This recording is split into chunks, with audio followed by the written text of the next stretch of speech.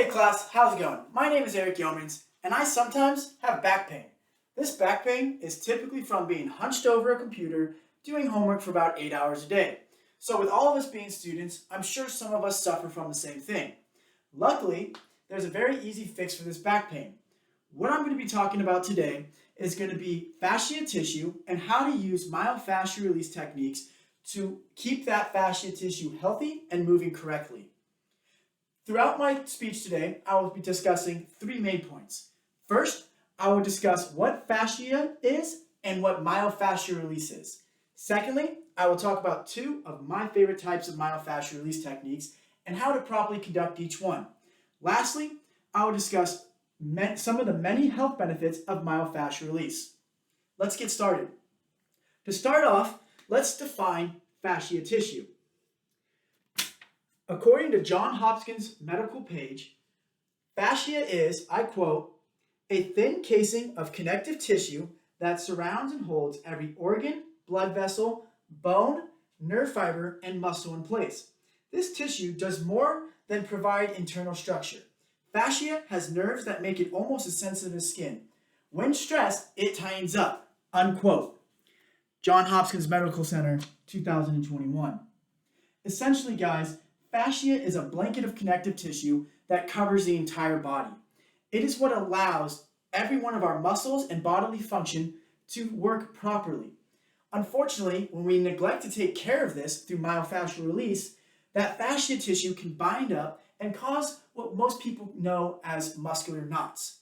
Muscular knots are basically that fascia tissue hardened or bound up from stress, overuse, or even being too stagnant. Luckily, myofascial release is a simple physical therapy technique that uses different levels of pressure over the fascia tissue to alleviate and put that fascia tissue back into its fluid state. That physical therapy can be conducted just about all over the body, so it is very important to research and understand what myofascial release is so that you can utilize it to keep your fascia tissue healthy. Now that we have an understanding of what fascia and myofascial release is, let's get into two of my favorite types of myofascial release techniques and how to conduct each one properly. First, there's foam rolling. I'm sure most of you guys either have heard or have done foam rolling. This involves taking a foam roller or a massage object of any sort and placing it on the ground. You would then put the target area, let's say our back, and put it on the foam roller and use smooth and controlled motion to roll that fascia tissue out. Whenever you find that specifically hard spot, I want you to spend a little bit more time with the foam roller directly on that part to try and alleviate that tension. You can foam roll just about any portion of your body. Just keep in mind that we want to keep it smooth and controlled and target those really painful areas.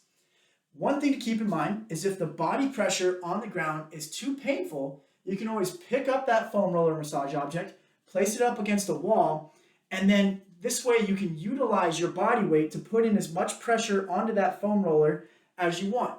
It's a little bit less painful than laying on the ground and just grinding out that fascia tissue, especially if you are new to foam rolling.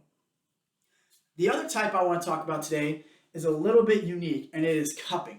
I'm sure some of you have seen cupping in the movie Karate Kid. Cupping utilizes either glass or plastic cups that suctions onto the skin. Regardless of how you achieve that suction, whether it be the traditional way of using fire or the new way of using a suction gun, the magic really happens when that suction begins and you let that therapy set in. What you want to do is leave it suction to the skin until you start to see a lightly bruised area. What this is the negative pressure of the cup sucking up that fascia tissue and allowing the layers of it to decompress around it. Cupping, you need to be a little careful about for two reasons. One, you can only place the cups where you're comfortable with people seeing these little blue and black circles. Secondly, you never want to place a cup on a major artery such in your bicep or in your leg. This can seriously damage the area from restricting the blood flow. Now that we have talked about two of my favorite types of myofascial release techniques, I want to go over the possible health benefits of myofascial release.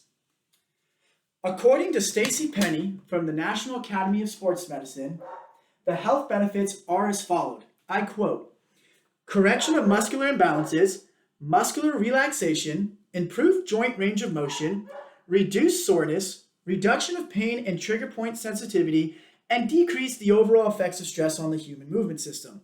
Unquote. Penny, 2013. Essentially, guys, what's going to happen through myofascial release is you're going to move and feel better. Your body is going to feel less wound up, and you're going to feel just a little bit more at ease. So now that we understand all this, let's review what we have gone over today. First, we talked about what myofascial release is and what fascia tissue is. Secondly, we reviewed 2 of my favorite types of myofascial release. And lastly, we discussed the health benefits. So now, I challenge all of you guys to go out, get a foam roller, and research and practice that myofascial release techniques to keep that fascia tissue healthy. Thank you.